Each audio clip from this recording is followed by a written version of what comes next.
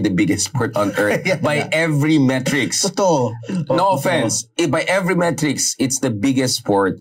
Kaya nung 1-0 ahead tayo, nakabantay lang ako doon. And sabi ko, salamat na football to. Kasi in football, you just need one goal. One goal. Just one goal. And you can still win a whole tournament. Actually, kahit nga draw is still ano, yun yung Might be hindi just enough. magets ng mga ibang sports fan eh. Ano, pag draw, okay lang? Yeah. Masaya na kayo pag draw. Even with the draw, I would have been happy. Kasi with any team, di ba? Parang sino ba naman yung Pilipinas? Di ba? Kami, talagang mahilig kami sa football and ano, so big deal na yun. And bro, the New Zealand team, ang tatangad nila. Yeah. Basta matangad sa akin yung mga babae na. Nakita ko yung mga height nila.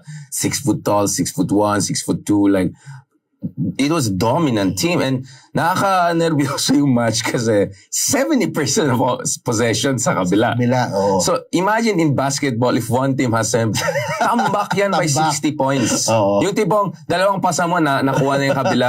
Like, that's the thing with football. Kaya ako, I always love football because it's more real life. Because in real life, sometimes kahit hindi ikaw yung pinaka-talented, ikaw hindi pinaka-mayaman, you can still win by just not losing, right? Or just holding on. Pero sa basketball, consistency game kasi na bam, bam, bam, bam. It's like ping pong. There's just no way you can win with 1-0 and 0-0. So I know sa atin mga Pilipino, minsan maraming nabobore sa football, etc. I keep on hearing that. Yeah, ako admittedly, I love the highlights. I love yung drama, yung business side of football. Pero hindi pa ako, I am not at that point yet where I can watch a whole game na hindi World Cup. Yeah.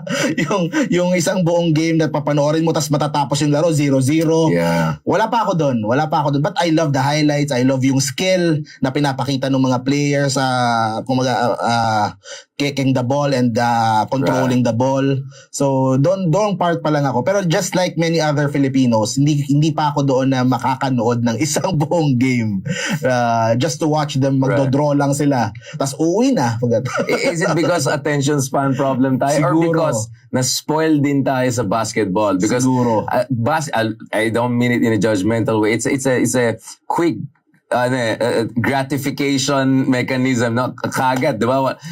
While football is really delayed gratification. Basketball kagad, shoot here, shoot dyan, shoot here, shoot dyan, or puro shoot lang isang side. But you constantly see points coming in. While in football, man, any moment, there could be a goal or there could be no goal for 120 minutes and penalty kicks. Oh my God, it can go on and on. But for me, yun nga, I just felt it's a good exercise for attention span improvement. You know, it's like, manood ka ng football, you hold it together, that'll be more than good for your mental health or an attention focus improvement. And one thing I also love about football na hindi pa na-appreciate ng Amerikano or ng Philippines is yung promotion relegation system. Which is, kung hindi din familiar yung mga nanonood po natin, ibig sabihin, if you're on the top league, kunyari PBA ka kunyari, dun sa yung sa football na ganon, if nasa kulelat ka, nasa bottom 2 or bottom 3, you will be relegated dun sa pangalawang league. Tapos yun namang winners doon, yun naman ang mapopromote dun sa top league. And habang pataas ka ng pataas ng league, palaki ng palaki yung premium mo, pababa ka ng pababa ng league, paliit ng paliit yung pera nyo hanggang mabankrupt na lang yung club. Yes, I mean, manood na lang kayo ng Ted Lasso to appreciate what we're talking about, the drama of it, the stakes in it. And yeah, I mean, big deal just to make it to the Premier League, no? Dun sa Division 1, etc. And actually goes up to 4 divisions in some countries like France, for instance, among others. Now, ako naman yung Welcome to Wrexham. Yun yung sa Ryan Reynolds. Pwede rin, exactly. Sa ano ba yan? Sa Disney ba yan? Or sa Disney Plus ngayon. Disney Plus, yeah.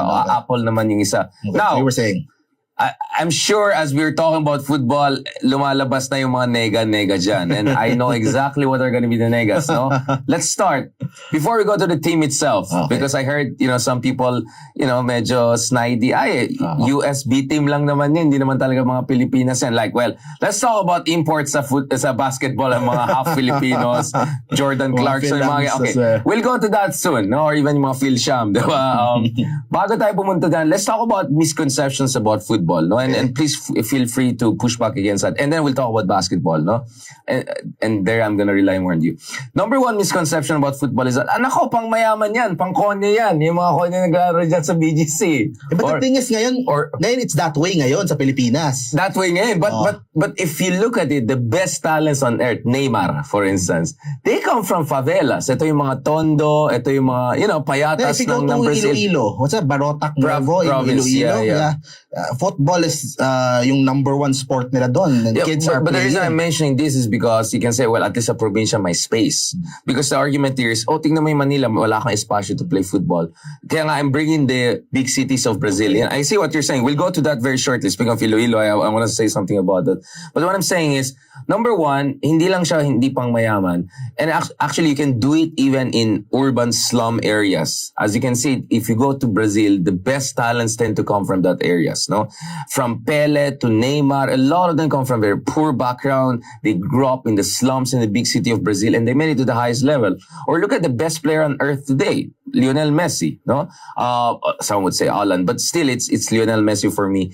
He came also from Argentina, which is not a very wealthy country. Constantly, my economic crisis, their inflation was 120% yata last year, just to put things into perspective. And even people like Ronaldo, the other great player of our era, or some would say the greatest player really, he also come from a very poor background, a very poor area in Portugal, when Portugal was still a very poor country, back in the days. And look at that load of talents from Africa, right? From Nigeria, from Ghana, Sierra Leone, we can go on and on and on about it. So actually, if you look at also the latest World Cup, dun sa last 4 teams, France lang yung mayaman na bansa.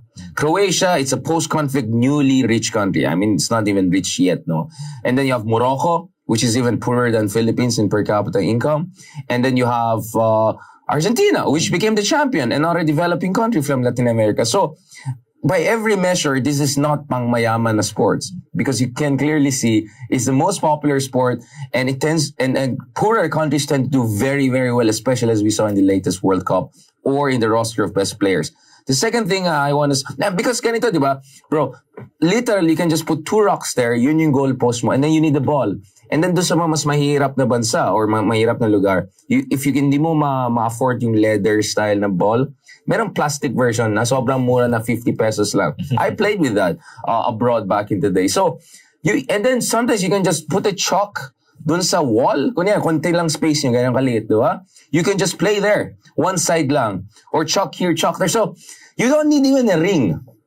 Actually, the funny thing is abroad, tingin nila ang basketball ang pangmayaman. Kasi kailangan po magpapatayan ng ring, effort pa yan.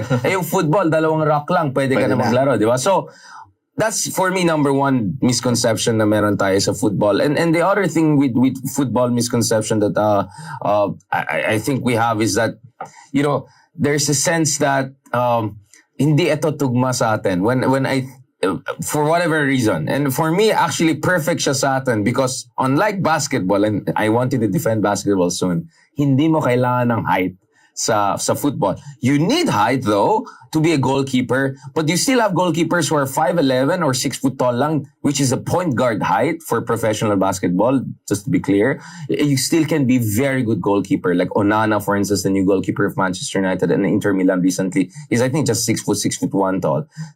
While in basketball, that's just a point guard height.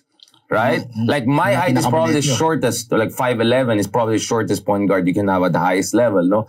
So what I'm saying here is look at the best player on earth, Messi, 5'6", 5'7". That's more or less the height of an average Filipino man, last time I checked, right? So I just feel it's something that is perfect for us. And lastly, we talk about football as if it's something that was never part of us. It's something abroad, it's a European thing or something like that. When in fact, before tayo naging basketball-obsessed nation, before tayo naging, basketball is everything nation, actually we had a golden era in football. So, Paulino Alcantara, Iloilo born. So, speaking of Iloilo, I'm not surprised Iloilo is still producing great players, locally bred players, no? Paulino Alcantara, if you go to the website of Barcelona, one of the best clubs, if not the best clubs out there, it's there. He had almost 1 goal in every match he had. Wow. And he had close to 400 matches. And yung mga nanonood ng cartoons na Captain Tsubasa, in real life, doon sa isang games, because he played for both Philippines and Espanya. Yung tatay niya kasi Espanyol, mami niya yung taga Iloilo, no? Mistizo siya. Sa isang match, he shoot the ball so hard, it went through the net. Bro, pang cartoons. So yung mga nanonood ng cartoon, yung cartoon na Captain Tsubasa na Japanese, yung laro sila, ganyan. Ginawa niya sa real life. Galing. So it was a legend in Spain for a very long time. Only one person beat this record in Barcelona for the most goals. You can guess who? Lionel Messi. So it took a Messi to beat the record of Paulino Alcantara. Filipino. A Filipino, Iloilo born, who played for the Philippines. Speaking of which, because again, I'm gonna hear Espanyol naman yan. No, he played for the Philippines. We beat Japan 15. But this was what year? Early 20th century pa yan, bro. So more or less 100 years ago. So more or less 100 years ago when football was still a young sport, right? Internationally, we were among the new big stars internationally. And we produced the best player that Asia has ever produced. No Asian player has made it anywhere close to Paulino Alcantara. No offense to Korean players or Iranian players. Some of them have been doing very well in Premier League or in Europe. But you're talking about a guy close to 400 goals, right? From Barcelona. I mean, this is the next level stuff. So, I can go on and on and on about it. Kaya for me, I got emotional because I feel us doing good in World Cup nowadays means that we're kind of paying homage. No? Homage to Paulino Alcantara. But let's go to the last point because I want you to come in here. The other one, snidey comment here is that beat him ng mga US yan. Like out of 21 players, mga 16 dyan ay US raised, etc. But let's be very clear, kahit yung mga iba na blonde, actually half Pinoy yung mga yan, including our goalkeeper natin, taga Davao, I think yung mom niya, no? So some of them look more Caucasian or foreigner, but actually a lot of them, I think vast majority of them, at least have a Filipino mom or a Filipino blood or were raised in a Filipino family. And if you want to play that card, well, ilan yung mga half Filipino or Filsham or import na hindi lang sa Gilas pero sa PBA for instance, right? Isn't our basketball dominating then basketball? Let's talk basketball because I just tried to do the entry lang dun sa mga some of the misconceptions about football.